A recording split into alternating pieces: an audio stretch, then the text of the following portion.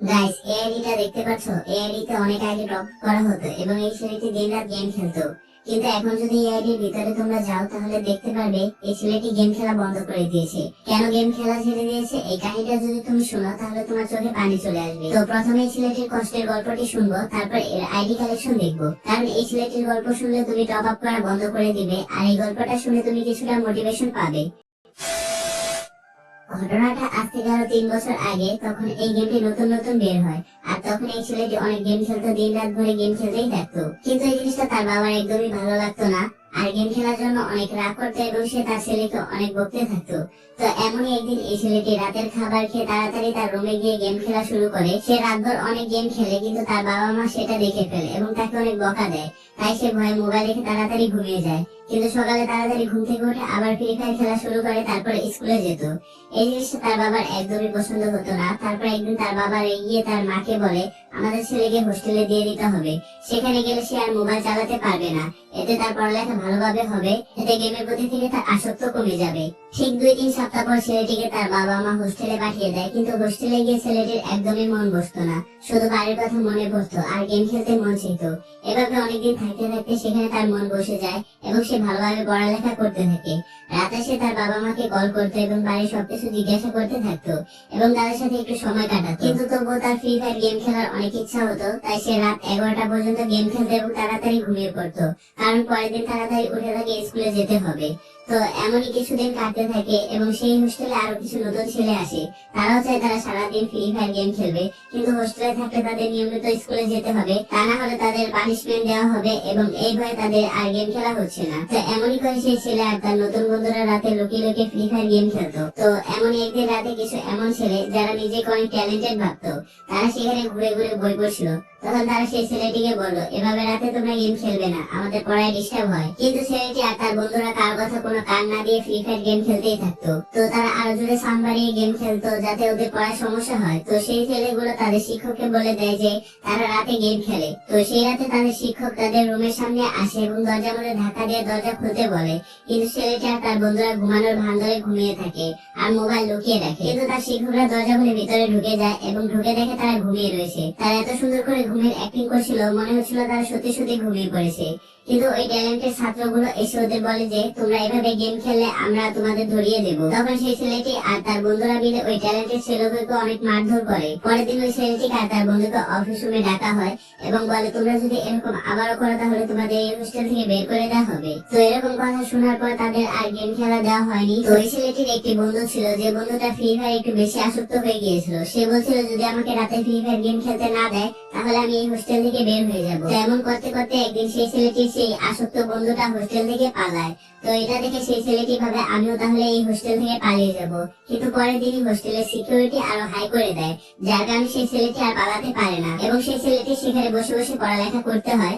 2 দিন পর আবার তারা গেম খেলা শুরু করে এবং সেই ট্যালেন্টেড ছাত্রগুলো বলে, তোমরা কেন এরকম করছো বলো, আমাদের পড়ালেখায় ডিস্টার্ব হয়, তোমরা গেম খেলো না, না হলে আবারও নালিশ করে দেবো। এটা শুনে সেই ছেলেটার অনেক রাগ হয় এবং তার বন্ধুরা মিলে রাত 2টা বাজে ঘুম থেকে উঠে বালিশ চাপা দিয়ে সেই ছেলেগুলোকে মারতে যায়। কিন্তু সেই ছেলেগুলো তাদের মারতে পারে না এবং তারা চিল্লাচিল্লি করার পর সেখানে সব সিকিউরিটি গার্ড চলে আসে। তারপর সেই ট্যালেন্টেড ছাত্রগুলো বলে দেয় এই ছেলেগুলো আমাদের মারতে চেয়েছে বালিশ চাপা দিয়ে।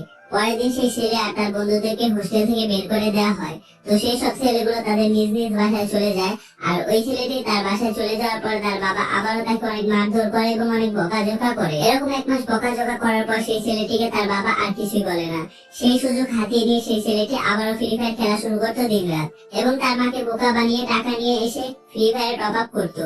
তো এরকম করতে করতে সে তার আইডিতে অনেক টপ আপ করে ফেলে আর সেই গেম খেলতে খেলতে গেমের প্রতি এতটাই আসক্ত হয়ে যায় যে মোবাইল চালাতে চালাতে ধীরে ধীরে সে বোঝা হতে শুরু করে।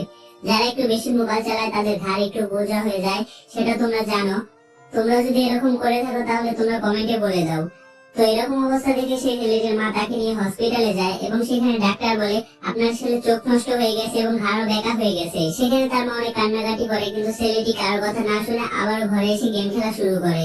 তখন সেই ছেলেটির মা তার বাবাকে গিয়ে বলে এবং তার বাবা তাকে অনেক মারধর করে এবং তার মোবাইল ভেঙে ফেলে।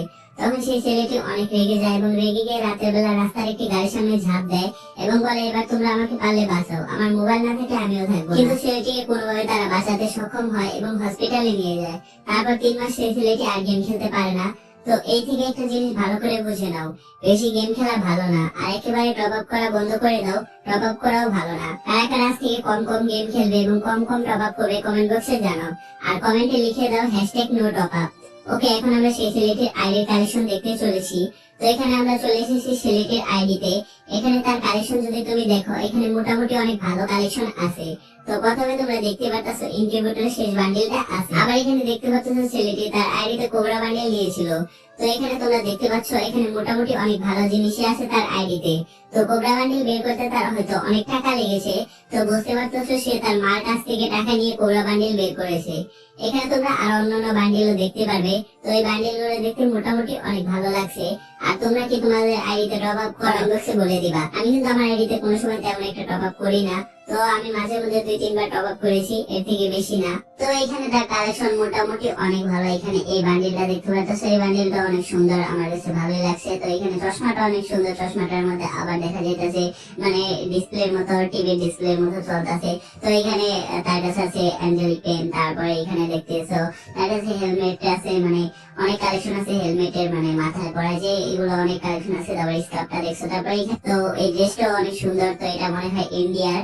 তো এখানে দেখতে পাচ্ছ তার কাছে বান্ডিল আছে, অনেক বান্ডিল আছে, মানে মোটামুটি অনেক কালেকশন আছে তার আইডিতে। তো এখানে তোমরা দেখতে পাচ্ছ এই বান্ডেলটা আমার কাছে অনেক ভালো লাগে। এই বান্ডেলটা মনে হয় অনেক রেয়ার, কারণ এই বান্ডেলটা আমি তেমন একটা দেখি না, কারণ অনেকই কম দেখা যায়। তো এটা একটা এনিমে আছে, তো ওই এনিমে থেকে নেওয়া হয়েছে টাইটেন।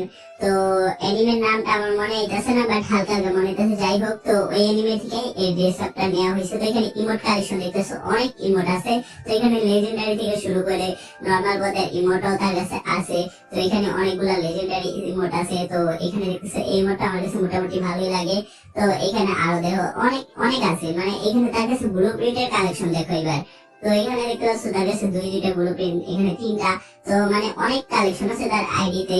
তো এখানে ব্লু প্রিন্টের যে কালেকশন মনে হয় তার কাছে স্টোন ছিল না, যার কারণে এগুলো ইউজ করতে পারে নাই। তো এখন আমরা তার ইবোগান কালেকশন দেখবো, কি কি ইবোগান আছে। তো এখানে ইউএমপি আছে লেভেল 1, তারপরে এখানে এক্সিমেট আছে লেভেল 2, তারপরে এখানে কোবরা আছে, তারপরে দেখতেছো ড্রাগো একে, মানে ড্রাকো একে, যাই হোক। তো এখানে আমরা আবার গান স্কিন দেখবো। তো এখানে তোমরা দেখতে পাচ্ছ তার এমভরের যে স্কিন গুলো আছে, জেনোসের স্কিন। তো এমভরের যে জেনোস স্কিন আছে এটা মোটামুটি অনেক ভালো। এখানে ড্রাকো একে, ইভো, তারপরে এখানে একে কালেকশন দেখো, মানে মাথা নষ্ট কালেকশন, প্রচুর কালেকশন আছে তার কাছে। তো যদি এই আইডিটা তোমার থাকতো, তোমার রিয়াকশন কেমন হতো কমেন্ট বক্সে জানাও। তো এখানে তোমরা স্কারলের যে ইভোগান আছে এটাও দেখতে পারতাছো। তো এটা মানে ম্যাক্স করে ফেলছে, লেভেল 7 দেখা যাইতেছে। তো এখানে গ্রোজার একটা স্কিন আর ফামাস। তো এখানে তোমরা দেখো এখানে এক্সিমেটের ইভো স্কিন আছে, এটা লেভেল 2। তো এখানে ইএমপি দেখতে পারতেছো, ইএমপি ইভোটা আছে কিন্তু লেভেল 1। কিন্তু এই যে 3 নাম্বার যে ইএমপিটা আছে এটা অনেক পাওয়ারফুল একটা ইএমপি। এটা আমার আগের আইডিতে আসলে, কিন্তু আইডিটা নষ্ট হয়ে গেছে যার কারণে নাই। তো এখানে পোকা এমপি 40 আছে, তারপরে কোবরা এমপি 40 আছে লেভেল 2। তো পোকা এখানে 2টা বাইর করছে, একটা ব্লু পোকা আর একটা ইয়েলো। তো পরে আরো অনেক ভালো স্কিন আছে মোটামুটি। তো যদি এর কাছে বানি থাকতো তাহলে তা আরো ভালো হতো, কিন্তু বানি নাই। তো যাই হোক, এখানে মোটামুটি এখানে এই স্কিনটা অনেক ভালো, এই হলুদ কালার স্কিনটা। তো কয়েকদিন আগে দিয়েছিল ফ্রিতে। তো এখানে তোমরা দেখো তার কাছে P90 অনেক স্কিন আছে। তো P90ও ভালো কাজ করে। তো ভিক্টর আছে, ফামাস আছে। এখানে শর্টগানের তেমন একটা স্কিন নাই। তো এখানে দেখতেছো মানে M187 এর ভালোই, মানে অনেক স্কিন আছে। M187 এর 3টা স্কিন আছে। তো 3টা স্কিনই অনেক ভালো। তো এখানে 3টা বের করছে। তো এখানে দেখো ম্যাক্স 7 এর 2টা স্কিন আছে। তো ওইটা ফ্রিতে দিছিল। তো এখানে দেখা যেতেছে গ্লোয়ালের স্কিন ভালোই, মোটামুটি অনেক গ্লোয়াল আছে। তো এখানে কোবরা গ্লোয়াল আছে। তো মানে ভালোই কালেকশন, অনেক ভালো। তো টাকাগুলো মেরে নিছে, মানে মায়ের কাছ থেকে ধোকা দিয়ে টাকা নিয়ে ভালোই কালেকশন করছে তার আইডিতে। তো এই ছিল তার আইডির কালেকশন। ওকে, এই ছিল একটা ডিফারেন্ট ধরনের কন্টেন্ট। তো এই কন্টেন্ট একটা ইন্ডিয়ান ক্রিয়েটর বানাইছে। তো ক্রিয়েটরের ক্রেডিট আমি ডিসক্রিপশনে দিয়ে দিব। তো সে বলছে সে একটা নতুন কন্টেন্ট তৈরি করছে, এটা জানি ভাইরাল হয়, এটা জানি সবাই ট্রাই করে। তো আমিও বাংলাদেশে ট্রাই করলাম, কারণ ইন্ডিয়াও তেমন একটা কেউ করে নাই, মানে সে একাই করছে আর আমি বাংলাদেশে একা করলাম। তো আশা করি তোমরা সাপোর্ট করবা। সাপোর্ট করলে আমি আরো রেগুলার এরকম কন্টেন্ট আমি নিজে তৈরি করে বানাবো। তো তোমাদের কেমন লাগলো টপ আপ কালেকশনের আইডিয়া? আর প্রথমে যে গল্পগুলো থাকে ওই গল্পগুলো আমি নিজে থেকে তৈরি করবো সুন্দর করে। তো তোমাদের যদি এরকম আরো গল্প দেখতে চাও, মানে গল্পের সাথে কালেকশন, তাহলে কমেন্ট করো যে হ্যাঁ আমরা এই টাইপের ভিডিও চাই। তো প্রথমে আমরা দুঃখের গল্প দিব, তারপরে দুঃখ থেকে শুরু করে যত কত গল্প আছে তারপরে তাদের কালেকশন দেখাবো। তো এভাবেই মানে কন্টেন্ট গুলো তৈরি করবো। যদি তোমরা এরকম কন্টেন্ট দেখতে চাও তাহলে অবশ্যই ভিডিওতে একটা লাইক দিবা আর কমেন্টে বলে দিবে হ্যাঁ এই টাইপের ভিডিও দেখতে চাই। তাহলে এ পর্যন্তই, দেখা হবে পরের ভিডিওতে। সবাই ভালো থাকবে, বাই বাই।